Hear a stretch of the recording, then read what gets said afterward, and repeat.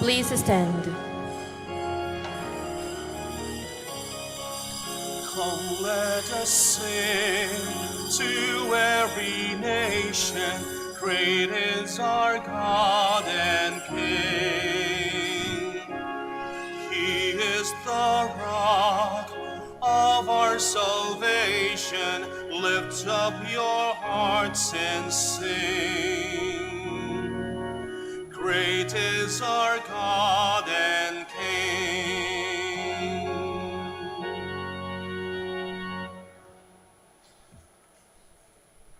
In the name of the Father, and of the Son, and of the Holy Spirit. Amen. The grace of our Lord Jesus Christ, and the love of God, and the communion of the Holy Spirit be with you all. And with your spirit. Brothers and sisters, let us acknowledge our sins to prepare ourselves to celebrate the Holy Eucharist. Sagot po kayo ng malakas ha. You were sent to heal the contrite of heart. Lord, have mercy. Lord, have mercy. You came to call sinners. Christ, have mercy. Christ, have mercy. You are seated at the right hand of the Father to intercede for us. Lord, have mercy. Lord, have mercy. May Almighty God have mercy on us, forgive us our sins, and bring us to everlasting life. Amen. Let us pray. O God, who care for your people with gentleness and rule them in love, through the intercession of Pope Saint Gregory, endow, we pray, with the spirit of wisdom those whom you have given authority to govern, that the flourishing of a holy flock may become the eternal joy of the shepherds.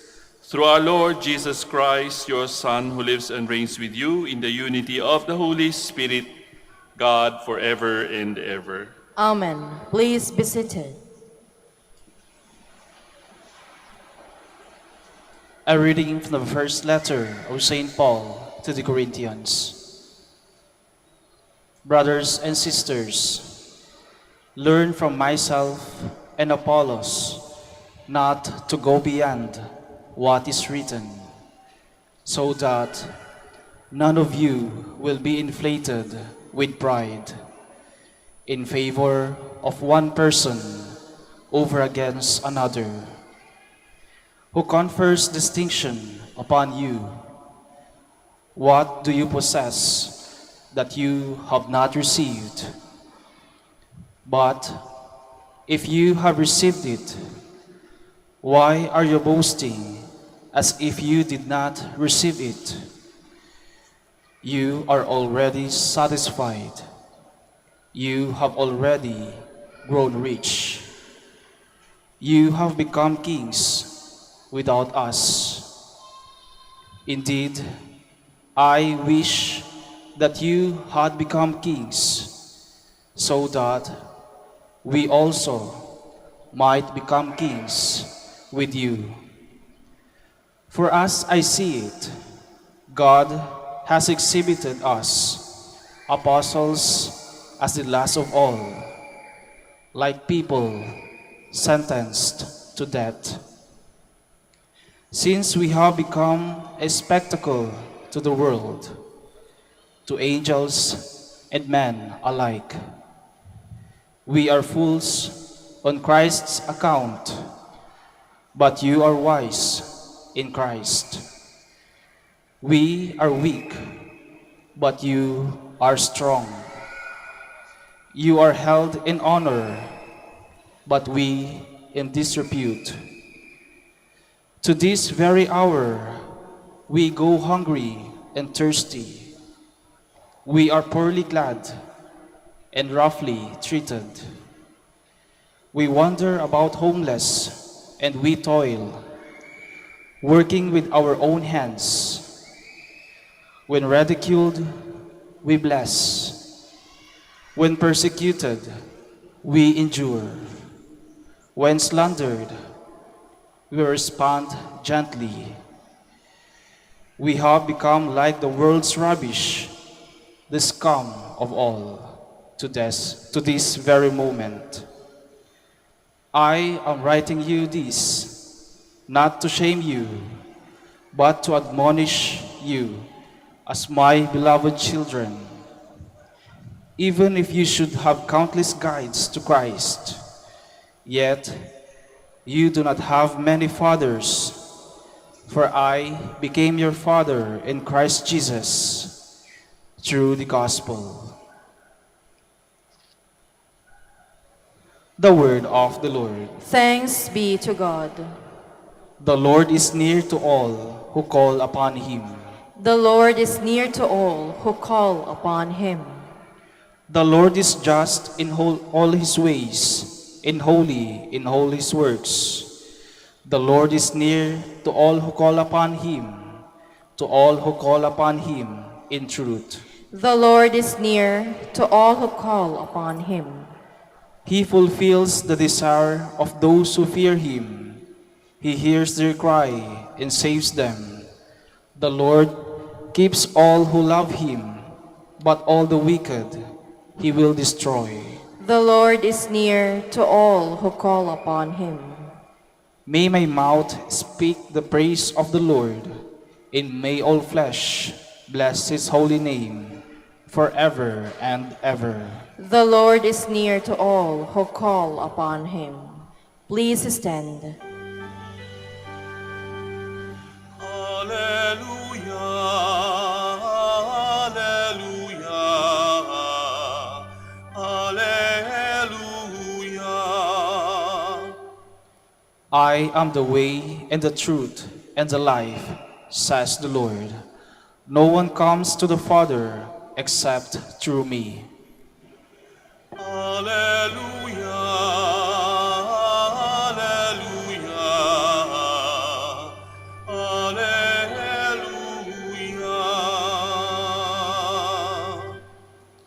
The Lord be with you. And with your spirit. A reading from the Holy Gospel according to Luke. Glory to you, O Lord.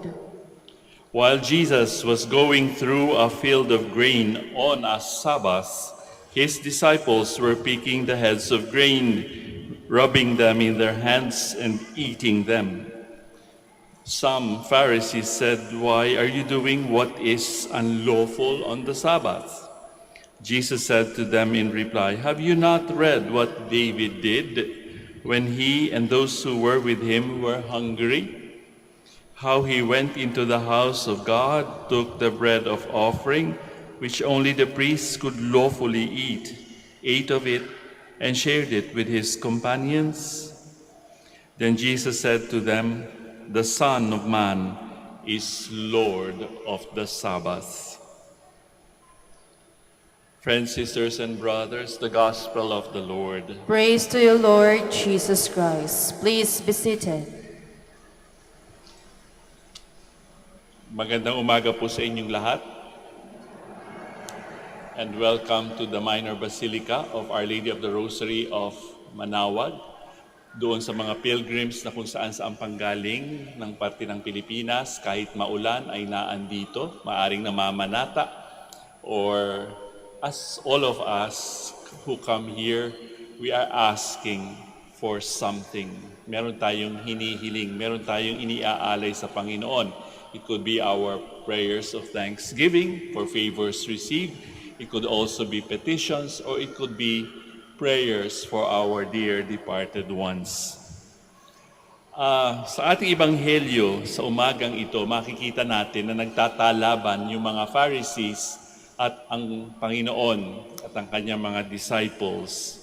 Mainit ang mata ng mga Fariseo sa Panginoon at sa kanyang mga alagad. Kapag sinabi nating mainit ang mata, I think we also experience o na-encounter din natin yan sa ating pamumuhay ngayon, sa ating kapanahunan, di ba? Kapag sinabi nating mainit ang mata ng isang tao sa atin, pinag-iinitan talaga tayo, di ba? Lahat na lang iniintay na magkamali tayo. Oops! Parang nakatapak tayo sa numero. Mahirap mabuhay kapag tayo pinag-iinitan. Di po ba? Hindi ka makagalaw tuloy kasi wala na yung spontaneity, wala na yung natural self mo. Kasi nagbabantayan kayo, di ba? Halimbawa, sa hanap buhay ninyo, You have bosses o mga boss natin, mga bossing. Well, it is their work. It is part of their work to supervise us. Yung mga bisor, diba? Talagang babantayan at mamanmanan ka sapagkat meron silang inaalagaan. They have to reach certain objectives in their work. At kahit naman tayo, di ba, meron din tayong sinusupervise sa ating maliit na tahanan, sa community, sa barangay. Hindi natin maiiwasan yung nangyari o yung tagpo sa ating ebanghelyo ngayon. Kaya nga nagtatalaban si Jesus versus the Pharisees. Ang mga Fariseo gusto nila to the letter, susundin mo yung batas. Kapag kasabat kasi, bawal magtrabaho. Marami silang listahan kung ano yung mga pwede at kung ano yung hindi pwede. They have become slaves of the law.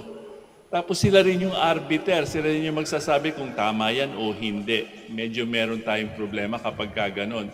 In other words, ikaw yung gumagawa ng rules of the game, ikaw rin yung magre-referee. Hindi pwede yun, di ba? Siyempre, papaboran mo yun sa sarili mo. And yet the Lord did not cancel out the Pharisees. Sapagkat meron din siya mga kaibigang Pharisees, hindi naman lahat ng mga Pariseo ay masama. Di ba? Iniimbita pa nga siya na kumain sa kanilang mga bahay. They were just misguided. So in other words, kapag tayo ay nagmamatsyag sa ibang tao, it is also not easy. Hindi po madali kapag ikaw ay nagmamatsyag. Like for example, dito po sa Manaoag, na andito po yung aming initial. Actually, hindi initial, pero yung mga nakikita ninyong mga brothers na nakahabit, nagsisimula sila sa aming buhay bilang mga Dominicans. And they are called for Mandi. They are being formed. Hinuhubog sila ng aming formator, ng novice master, at pati yung buong community ng mga pari. So, nagmamatsyag ba kami? Do we observe? Yes. Tinitingnan namin sila kung tama ba yung kanila iginagawi, sapagkat sila yung mga bata pa, nagsisimula, mga neophytes. So we have to form them correctly. Are they proper to this kind of life? Hindi po madali kasi maging pari, di po ba? In other words, but we are looking at them with a different motivation from that of the Pharisees. Sapagkat yung mga Pariseo, binabantayan lamang kung kailan magkakamali si Jesus at kanyang mga apostles. But for us, for example, and maybe for you when you supervise people, if you have people under you, why do we observe them? For their own good. In other words, yung motivation ay para maging mabuti ang kanilang kahihinatnan. Hindi yung magtuturo ng mali. Diba? Iba kasi yung motivation Kapag ang motivation mo ay maigi for the common good and for the person itself, there is nothing wrong with being observant or even perhaps judging the actions of somebody. In other words, kinokorek natin para malagay sa tamang lugar ang iginagawi at inaasal ng isang tao. Pero sabi ko nga, ang mga Fariseo hindi. They just want to catch the Lord sa kanyang gagawing pagkakamali so that they will have a case against Him. And yet the Lord, kagaya ng sinabi sa ating first reading, very gentle, di ba? Jesus engaged the Pharisees. In-explain niya, yung mga batas nyo kasi, para talaga nakatapak sa numero ang mga tao, napakahirap i-observe. Marami tuloy hindi nakakasunod sapagkat napakahirap. To the letter, di ba? O hindi ka pwedeng magbuhat ng baso, hindi ka pwedeng ganito, hindi ka pwedeng ganyan. Puro bawal. Kadalasan ganyan din na nangyayari sa atin, di ba? O, nagsimba ka na ba? O, linggo ngayon, bawal magtrabaho, etc., etc. It is also for us, perhaps for some of us, lalong-lalo na kapag yung sinaunang panahon, we could also be like the Pharisees. But remember what the Lord said in today's gospel. The Son of Man is Lord of the Sabbath. Itong ating pagsisimba, itong ating pagdalaw, pagpilgrimage, ating mga magagandang mabubuting ginagawa para sa sarili nating mga minamahal sa buhay at para sa ibang tao, wala yan kung ang ating motivation ultimately is the Lord, ang Panginoon. Di ba sabi sa ating responsorial psalm, the Lord is near to all who call upon Him. Lahat tayo ngayong naandito at nagsisimba, we are calling on the Lord. At nandito tayo sa dambana ng mahal na Birhen ng Manaoag, the Virgin who calls. So, tinatawag tayo, di ba? Iniimbita tayo, inaanyayahan tayo. Pero kapag tayo ay nakinig at tayo ay naandito, kapag sinabing tayo tinawag, pag nandito na tayo, tayo rin ay makikinig. Ano ba ang sasabihin ng Panginoon sa ating mga panalangin? The Lord is near to all who call upon Him. Ano ba yung ating mga hinihingi? First Saturday ngayon, maraming namamanata. Kaninang alas 4, nag-dawn rosary, lumabas yung prosesyon, maraming sumunod. Ano kaya ang kanilang ibinubulong sa Panginoon, sa mahal na ina ng Manaoag? Kapag tayo ay tumugon, tayo rin ay dapat makinig kung anong sasabihin sa atin ng mahal na Birhen. Kagaya ng nangyari sa Kana, di ba? Nawalan sila ng alak at sabi ni Jesus sa kanyang nanay, "Nay, hindi ko pa panahon para magmilagro." Walang sinabi ang mahal na Birhen kundi, "Do whatever my son tells you." At ganun din tayo. Pagkatapos natin magsimba at mag-pilgrimage dito sa Manaoag, palagay ko yun din ang ating maririnig. Do whatever my son tells you. So let us not be perhaps negative about people na mainit ang mata sa atin. Kung ang kanilang kabutihan ng ating pakay, and if we are doing it for the love of the Lord, there is nothing to worry about. Pero kung yung ating ginagawang pag-o-observe, pagko-correct, ay iba ang motibo natin, we have to think about it.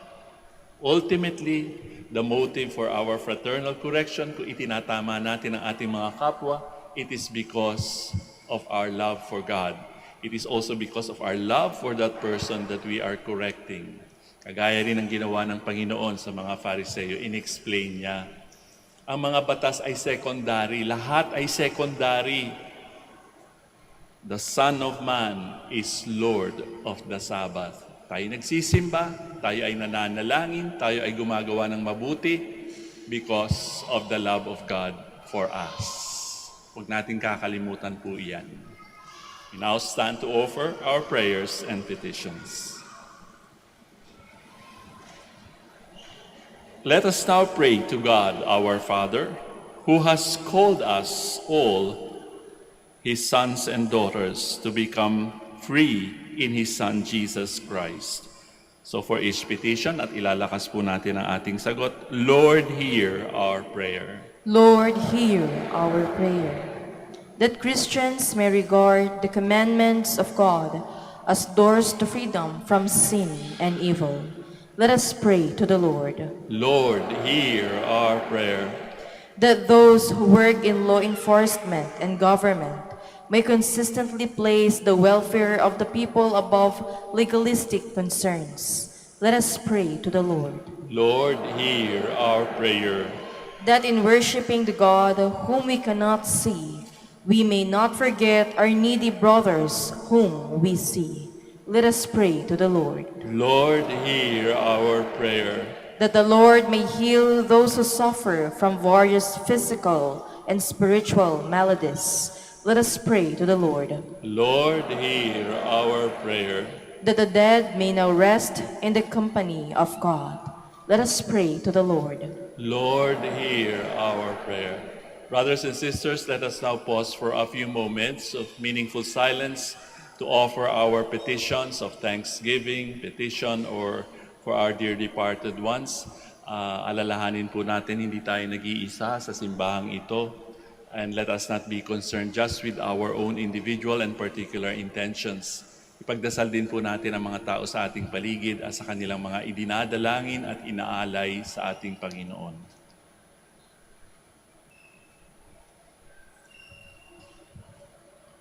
For all these petitions we pray, Lord, hear our prayer. Lord God, let every command of yours be to us an invitation to love and to serve our brothers and sisters, to understand and to respect, to guide, and to be guided. We ask this through the same Christ, our Lord. Amen. Please be seated.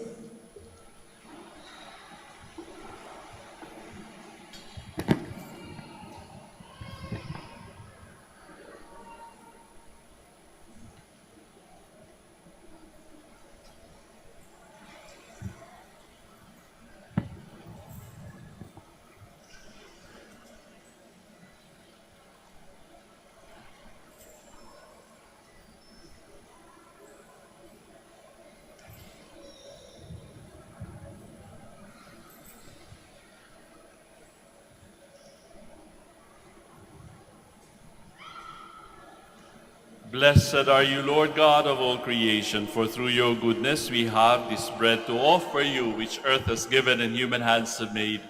It will become for us our bread of life. Blessed be God forever.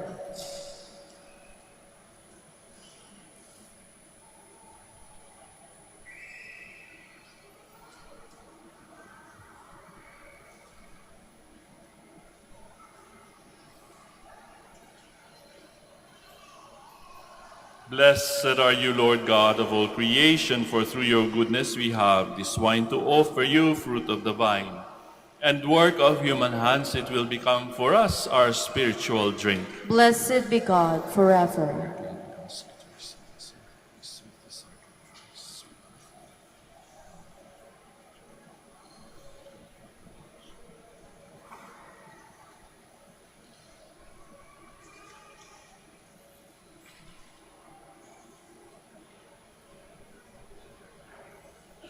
Please stand.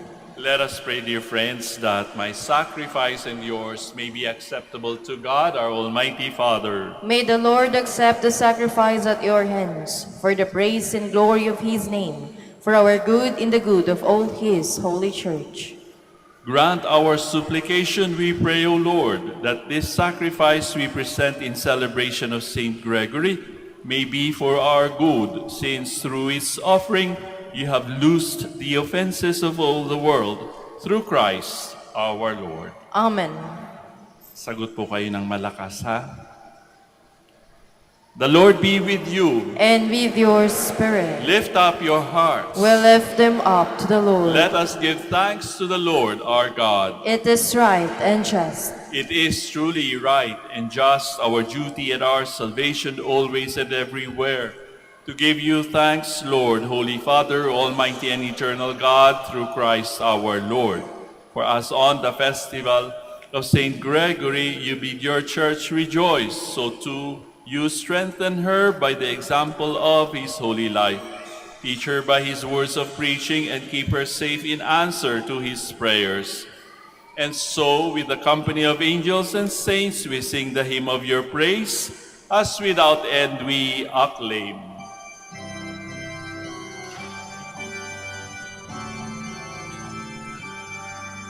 Santo, Santo, Santo, Panginoong Diyos na makapangyarihan, napupuno ang langit at lupa ng kalwalhatian mo.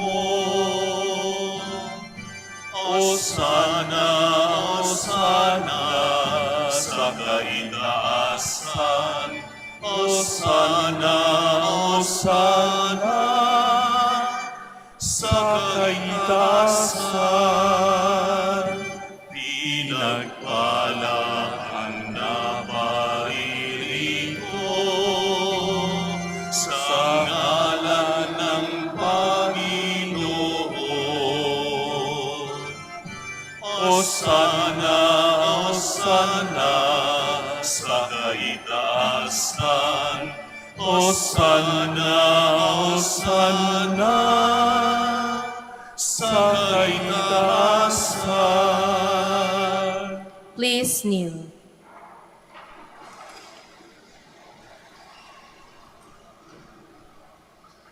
You are indeed holy, O Lord, the fount of all holiness. Make holy, therefore, these gifts, we pray, by sending down your Spirit upon them like the dewfall, so that they may become for us the body and blood of our Lord Jesus Christ. At the time he was betrayed and entered willingly into his passion, he took bread and giving thanks, broke it, gave it to his disciples, saying, "Take this, all of you, and eat of it, for this is my body which will be given up for you."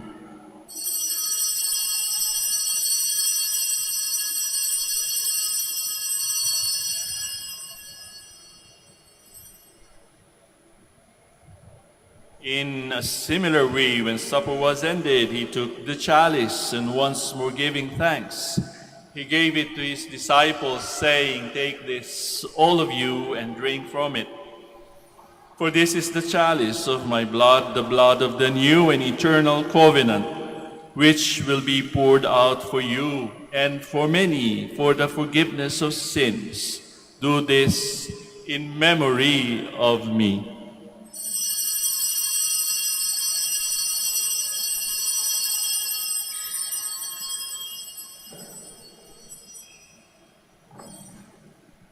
The mystery of faith. When we eat this bread and drink this cup, we proclaim your death, O Lord, until you come again.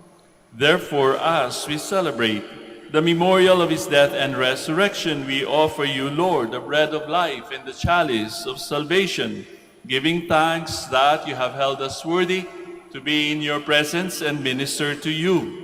Humbly we pray that, partaking of the body and blood of Christ, we may be gathered into one by the Holy Spirit. Remember, Lord, your church spread throughout the world, and bring her to the fullness of charity, together with Francis, our Pope, Socrates, our Bishop, Fidelis, his auxiliary bishop, and all the clergy. Remember also our brothers and sisters who have fallen asleep in the hope of the resurrection, and all who have died in your mercy. Welcome them into the light of your face. Have mercy on us all, we pray, that with the Blessed Virgin Mary, Mother of God, Blessed Joseph, her spouse, the blessed apostles, Saint Gregory, and all the saints who have pleased you throughout the ages, we may merit to be co-heirs to eternal life, and may praise and glorify you through your Son, Jesus Christ. Through him, and with him, and in him, O God, Almighty Father, in the unity of the Holy Spirit, all glory and honor is yours forever and ever. Amen. Please stand. At the Savior's command and formed by divine teaching, we now dare to pray.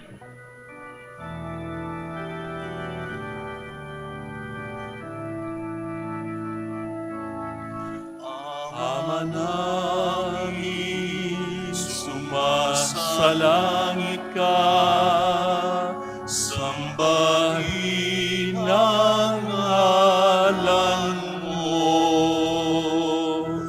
mapasa amin ang kaharian mo, sundin ang loob mo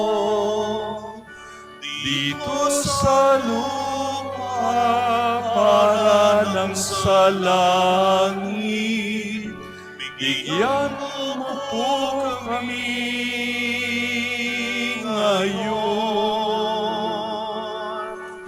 ng aming kakanin sa araw-araw, at patawarin mo kami sa aming mga sala, para ng pagpapatawad namin sa nagkakasala sa amin. At huwag mo kaming sa tukso at iadya mo kami sa lahat ng masama. Deliver us, Lord, we pray, from every evil. Graciously grant peace in our days, that by the help of your mercy, we may be always free from sin and safe from all distress, as we await the blessed hope and the coming of our Savior, Jesus Christ. For the kingdom, the power, and the glory are yours, now and forever. Lord Jesus Christ, who said to your apostles, "Peace I leave you, my peace I give you," look not on our sins, but on the faith of your church, and graciously grant her peace and unity in accordance with your will, who live and reign forever and ever. Amen. The peace of the Lord be with you always. And with your spirit. Let us now offer to one another Christ's sign of peace. Sa inyo pong lahat, peace be with you.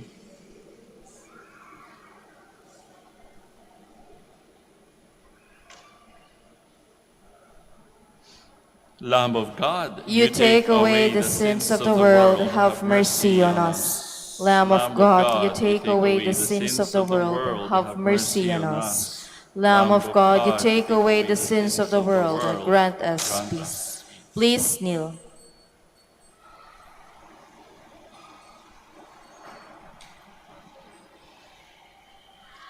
Behold the Lamb of God. Behold him who takes away the sins of the world. Blessed indeed are those called to the banquet of the Lamb. Lord, I am not worthy that you should enter under my roof, but only say the word, and my soul shall be healed.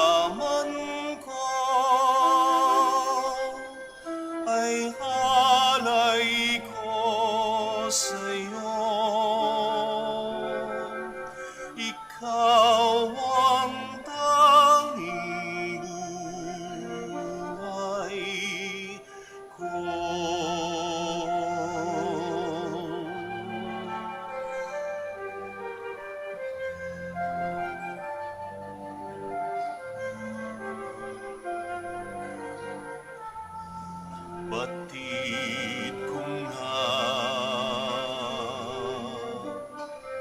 at natanto sa kasulatan yung turo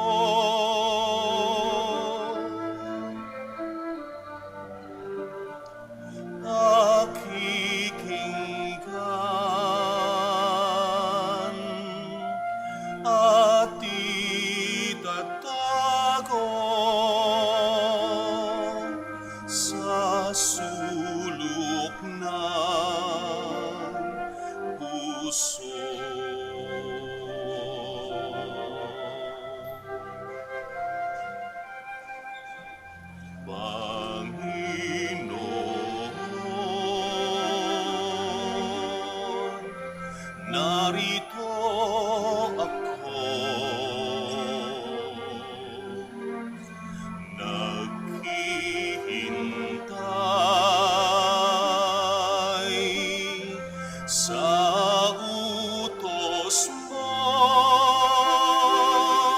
lahat ng yaman ko ay alay ko sa iyo.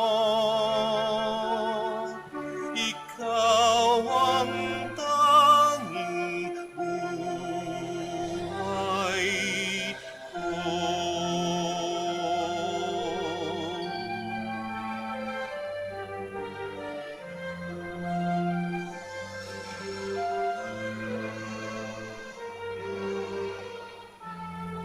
Iyong pagligtas, ihahayag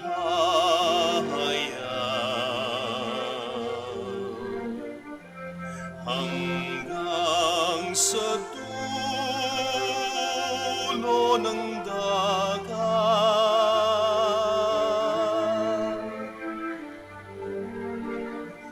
Pagtulong mo't pusong dalisay, aking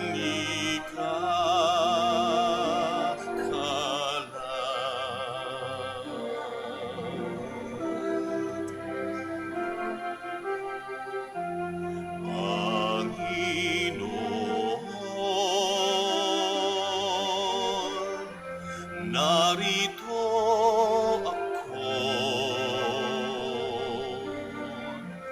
naghihintay sa utos mo. Lahat ng yaman ko ay alay ko sa iyo. Ikaw ang tanging buhay ko.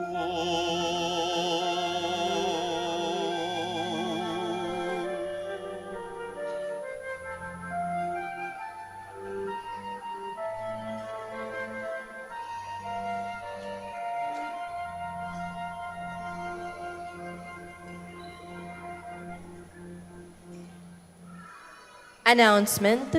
Dear devotees of Our Lady of Manaoag, the October Feast of Our Lady of the Rosary of Manaoag will be on October 2, 2022. We invite you to participate in our Novena Masses, which will start from September 23 to October 1, 2022. If you wish to sponsor one or several Masses, you may fill out the form at the counters for Masses area and submit it with your donation, where you will be provided with an acknowledgement receipt. Or you may visit our website www.manaoagminorbasilica.org for online pamisa. All names of donors and sponsors will appear in the electronic souvenir program. Thank you very much for your continued support. Please stand. Let us pray. Through Christ the teacher, O Lord, instruct those you feed with Christ, the living bread, that on the feast day of Saint Gregory, they may learn your truth and express it in works of charity through Christ our Lord. Amen. So once again, dear friends, fellow pilgrims, sisters and brothers, we thank you for joining us and coming to Manaoag to visit Our Lady and her child. Sana po ay ipagpatuloy nyo rin kaming isali sa inyong mga panalangin at dasal para sa aming mga responsibilidad dito sa Minor Basilica. Hindi ho madali kasi ang magpastol ng mga pilgrims coming from all over the world. It is not easy. And we also promise to pray for your own intentions and for your petitions. At sana po ay maganap nga ang kalooban ng Diyos sa inyong mga buhay. The Lord be with you. And with your spirit. At katulad ng pagbati ko sa inyo ng The Lord be with you, pakipansin din naman ang mga tao sa inyong paligid, pakisabi rin sa kanila, pabaunan nyo sila ng The Lord be with you bago tayo magkahiwa-hiwalay. The Lord be with you. And may Almighty God bless you all, the Father, the Son, and the Holy Spirit. Amen. We have offered the Eucharist. We go in peace, glorifying the Lord with our lives. Thanks be to God.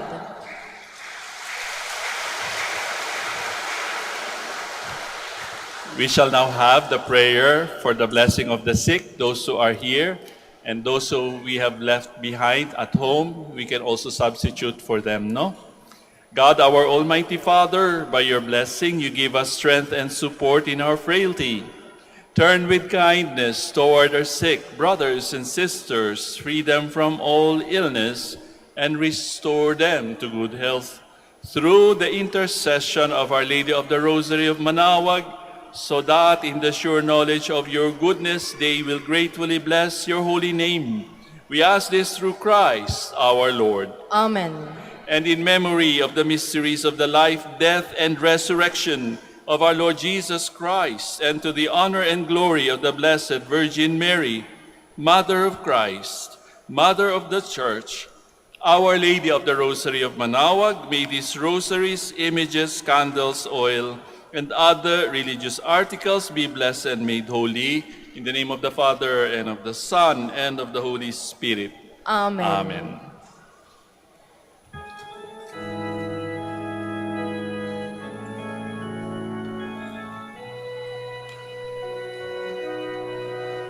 O beautiful Mary, our loving Mother, do help us and lead us to our way to heaven.